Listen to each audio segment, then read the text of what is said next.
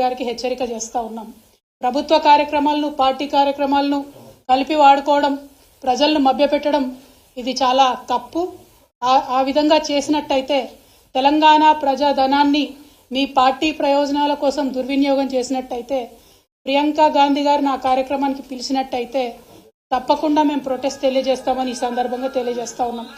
అదేవిధంగా ఇవాళ కాంగ్రెస్ పార్టీ ఇక్కడ పొలిటికల్ క్రైసిస్ ఉన్న వాళ్ళంతా తెలంగాణలో వచ్చి వాలిపోవడం, ఇక్కడ నుంచి తెలంగాణ ప్రజాధనాన్ని దుర్వినియోగం చేస్తూ ఇక్కడ మన మంత్రులు, మన తెలంగాణ మంత్రులు, తెలంగాణ ప్రజల ఓట్లతో ఎన్నికైన మంత్రులు వెళ్ళి ఆ ఎమ్మెల్యేలందరినీ ఎస్కాట్లు పెట్టి రిసార్ట్లలోకి తీసుకెళ్లడం, మరి ఇదంతా ప్రజాధనాన్ని దుర్వినియోగం చేయడం కాదా?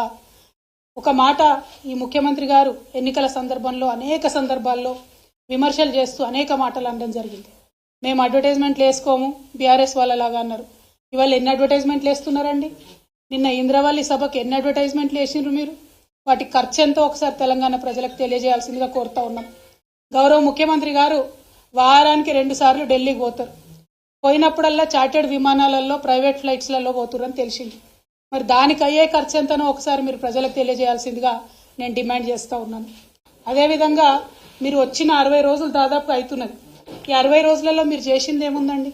60 రోజులలో ఏ చిన్న వాగ్దానం మీరు చేసింది మేము అడిగినా కూడా అయ్యో నిన్నగాక మొన్ననే వచ్చినాం కదా, మమ్మల్ని ఇన్ని ప్రశ్నలు అడుగుతున్నారు, కొత్త ప్రభుత్వం కదా అంటున్నారు.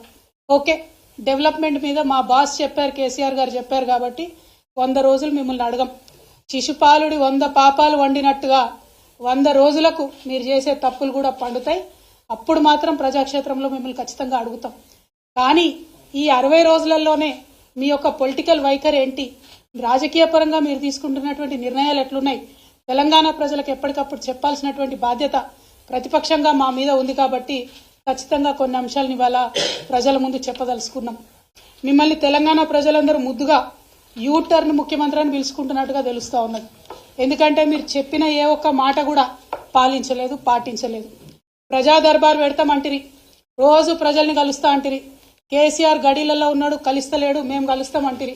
ఒక్కరోజు కరెక్ట్గా 60 రోజులలో కేవలం ఒకే ఒక్కరోజు రేవంత్ రెడ్డి గారు ప్రజల్ని కలిసిండ్రు. ఆ తర్వాత నుండి ఇప్పటి వరకు ఆయన మళ్ళీ ఎప్పుడు కూడా మొహం చూసిందే లేదు. ఆ ప్రజాపాలన నిర్వీర్యం చేయడానికి, ప్రజా దర్బార్ నిర్వీర్యం చేయడానికి ఒక మంత్రిని ఒక రోజు కూర్చోబెట్టిండ్రు. ఆ తర్వాత నుంచి ఓన్లీ అధికారులను కూర్చోబెడుతున్నారు. ఆ తర్వాత ఏం చేసిండ్రు? రాష్ట్రంలో ఉన్న వాళ్ళంతా ఇక్కడికి వచ్చేందుకు హైదరాబాదు జిల్లాలలోనే ప్రజాపాలన పెడతామని చెప్పారు. మేము చెప్పింది అదే కదా, ప్రజల వద్దకే పాలన పోవాలనే చిన్న జిల్లాలు చేస్తుంది, మండలాలు ఏర్పాటు చేస్తుంది, కొత్త జీపీలను క్రియేట్ చేస్తుంది, తండాలను గ్రామ పంచాయతీలు చేస్తుంది. పాలన వికేంద్రీకరణ జరగాలని మేము కోరుకుంటే పాలన సెంట్రలైజేషన్ జరగాలని మీరు కోరుకున్న ఒకే ఒక్క రోజులో మీకు అనుభవం అర్థమైంది. కేసీఆర్ గారికి ఉన్న అపారమైన రాజకీయ అనుభవంతో ఆయన తీసుకున్న నిర్ణయాలను ఆనాడు విమర్శించిన మీరు ఇవాళ వారి బాటలోకి రావడం చాలా సంతోషం. ప్రజల వద్దకే పాలన పోవాలే, పాలకుల వద్దకు ప్రజలు రాకూడదనే అంశాన్ని నిరూపించి కేసీఆర్ గారు తొవ్వ కరెక్ట్ అని తెలంగాణ ప్రజలకు తెలియజేసినందుకు ముఖ్యమంత్రి గారికి మేము అభినందనలు తెలియజేస్తా ఉన్నాం. అదేవిధంగా మీరు ఇచ్చిన మాటలు, ప్రజా దర్బార్ అంటిరి, పోకపోతిరి, నాకు కాన్వాయ్ ఎందుకు, నాకు పెద్ద కాన్వాయ్ వద్దు, నేను సింపుల్గా పోతా, 15 కార్లు కాదు 9 కార్లే కావాలి, నేను పోతే ట్రాఫిక్ ఆపకండి అని ప్రగల్భాలు వలికితిరి. ఇవాళ హైదరాబాద్లో ప్రయాణం చేస్తున్నటువంటి ప్రజలందరికీ తెలుసు, ముఖ్యమంత్రి గారు కాన్వాయ్ పోతుందంటే ఎక్కడికక్కడ ట్రాఫిక్ ఆపుతా ఉన్నారు. కానీ దాన్ని కవర్ చేయడానికి మీ చుట్టూ ఉండే బాజా భజంత్రీలు, ప్రాపగండా టీమ్స్ ఏమంటున్నారు? అయ్యో అంబులెన్స్ వచ్చింది రాగానే మా ముఖ్యమంత్రి తవ్విచ్చింది అంటున్నారు. ఇయ్యాలే కదా, మినిమం కట్టసి కదా. చెప్పిన మాట తప్పి ఉల్టా ప్రాపగండా చేసుకోవడం. కేవలం ఈ ఒక్క విషయమే కాదు, కుటుంబ పాలన అంటుంది. మరి వాళ్ళు అధికారికంగా మీ సోదరులు కొంతమంది జిల్లా రివ్యూలలో వేదిక మీద కూర్చోబడుతుంది, ఇంకా కొంతమంది సోదరులు వేరే నియోజకవర్గాలకు ఇన్ఛార్జీలు ఉండబడుతుంది, ఇంకా కొంతమంది సోదరులు ఏమేం పనులు చేస్తున్నాయో ప్రజలందరికీ కూడా తెలుసు.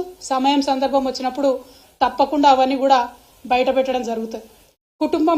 కుటుంబం అని తెల్లారులేస్తే కేసీఆర్ కుటుంబం మీద ఏడ్చేటటువంటి ముఖ్యమంత్రి గారికి నేను ఒక మాట చెప్తా ఉన్నా, ప్రజలందరూ కూడా దయచేసి తెలుసుకోవాలి.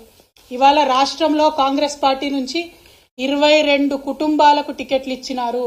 22 కుటుంబాల నుంచి అధికారికంగా ఏదో ఒక పదవిలో అభ్యర్థులు ఉన్నారు.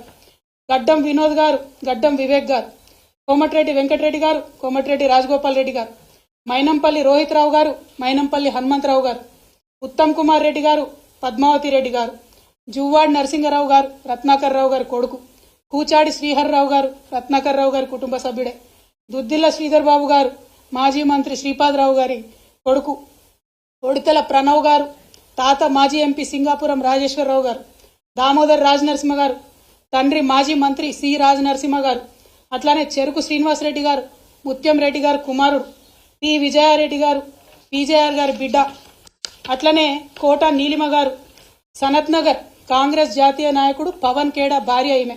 మన రాష్ట్రంతో సంబంధం లేదు, ఏం లేదు, కానీ సడన్గా వచ్చిర్రు, పారాషూట్ టికెట్లు. చిట్టం పర్ణికారెడ్డి గారు, మాజీ ఎమ్మెల్యే నర్సిరెడ్డి గారి మన్మరాలు, పూచుకుల రాజేష్ రెడ్డి గారు, నాగర్ కర్నూలు దామోదర్ రెడ్డి అన్న కొడుకు, కుందూరు జైవీర్ రెడ్డి గారు, నాగార్జున సాగర్ జానారెడ్డి గారి కొడుకు. మళ్ళీ ఇప్పుడు వాళ్ళ అన్నకి ఎంపీ టికెట్ కావాలని ఇవాళనే ఆయన అప్లికేషన్ కూడా పెట్టుకున్నారు జైవీర్ రెడ్డి గారు. కొండా సురేఖమ్మ గారు, మాజీ ఎమ్మెల్సీ కొండా మురళి భార్య, మల్లు బట్టి విక్రమార్క, అదేవిధంగా వాళ్ళ సోదరులు మల్లు అనంతరాములు గారు, మల్లు రవి గారు వారి తండ్రి గారు, వారు మొత్తం కుటుంబ నేపథ్యమే. ఇవాళ మల్లు బట్టి విక్రమార్క గారి భార్య ఖమ్మం ఎంపీ టికెట్ రేస్లో కూడా ఆవిడ ఉన్నారు. మరి పట్లోళ్ళ సంజీవ్ రెడ్డి గారు, మాజీ ఎమ్మెల్యే పట్లోళ్ళ కృష్ణారెడ్డి గారి కొడుకు, మదన్ మోహన్ రావు గారు, వారిది కూడా కుటుంబ నేపథ్యమే. ఇట్లా ఒక్కొక్కటి చూసుకుంటూ పోతే గిన్ని కుటుంబాలకు మీరు ప్రోద్బలం ఇస్తున్నారు, ఇన్ని కుటుంబాలకు మీరు పోటీ చేసే అవకాశం ఇచ్చారు, ఇన్ని కుటుంబాలను మీరు మోస్తున్నారు. మళ్ళీ ఇలా కోమటిరెడ్డి రాజగోపాల్ రెడ్డి గారు ఏమంటారు, మా అన్నకు మంత్రి పదవి ఉంటే ఏమవుతుంది, నాకు రాదా మంత్రి పదవి అంటారు. మీరు మా మీద మాట్లాడే అర్హత మీకుందా? మీరు మమ్మల్ని మాట్లాడితే కేసీఆర్ గారిని ఇంకా కూడా తిట్టడం తప్పితే ఏం పని చేస్తున్నారో ఒకసారి తెలంగాణ ప్రజలకు దయచేసి తెలియజేయాలని నేను కోరుతా ఉన్నాను. అదేవిధంగా రేవంత్ రెడ్డి గారు వైఖరి చూసుకుంటే ప్రమాణ స్వీకారం చేసిన రోజు జై సోనియమ్మ, సోనియా గాంధీ కాలు మోకడం, జై తెలంగాణ అన్న మాట ఇంతవరకు రాలే. ఇంతవరకు జై తెలంగాణ అన్న మాట మన తెలంగాణ రాష్ట్ర ముఖ్యమంత్రి గారి నోటి నుండి రాలే. అమరవీరులకు ఇంతవరకు ఒక్కసారి నివాళులు అర్పించలే. అమరజ్యోతికి పోయేటటువంటి తీరిక కూడా కనీసం ఈ ముఖ్యమంత్రి గారికి లేరు. దయచేసి తెలంగాణ ప్రజలు ఒక్కసారి ఇటువంటి ముఖ్యమంత్రి కేసీఆర్ గారి మీద ఆరోపణ చేస్తూ ఉంటే ఆయన నీతి ఏంది, ఆయన నైజం ఏంది, ఆయన వైఖరి ఏంది, ఆయన యొక్క లక్ష్యం ఏంది, అల్టిమేట్గా ఒక్కసారి మీరు ఆలోచన చేయాలి. జై తెలంగాణ అనడానికి తీరిక లేనటువంటి వ్యక్తి, అమరవీరులకు నివాళులు ఇర్పించడానికి తీరిక లేనటువంటి వ్యక్తి ఆంధ్రజ్యోతి పత్రికాధిపతి ఇంటికి పోయి ముఖ్యమంత్రి హోదా మర్చిపోయి ఈయన వెయిట్ చేస్తాడు, ఆయన రాడు. మీరు తాకట్టు పెడుతున్నది తెలంగాణ ప్రజల యొక్క గౌరవం. మీరు ముఖ్యమంత్రి హోదాలో ఒక పత్రికాధిపతి ఇంటికి పోతే కనీసం మర్యాదగా ఒకరు వచ్చి మిమ్మల్ని రిసీవ్ చేసుకోవాలి. మాకు మీరు తెలంగాణ ముఖ్యమంత్రిగా ముఖ్యమంత్రి హోదాను తగ్గించడం తెలంగాణ ప్రజలుగా మేము బాధపడతా ఉన్నాం. డెఫినెట్గా మీ ప్రతి వైఖరి, మీ ప్రతి అడుగు, ప్రతి ఒక్క అంశం మీరు మమ్మల్ని ఎంత విమర్శ చేస్తూ ఉన్నారో ప్రజలు కూడా మిమ్మల్ని అంత గమనిస్తూ ఉంటారు. అయినా ఒక పని జరిగిపోయింది, ఎలక్షన్ రిజల్ట్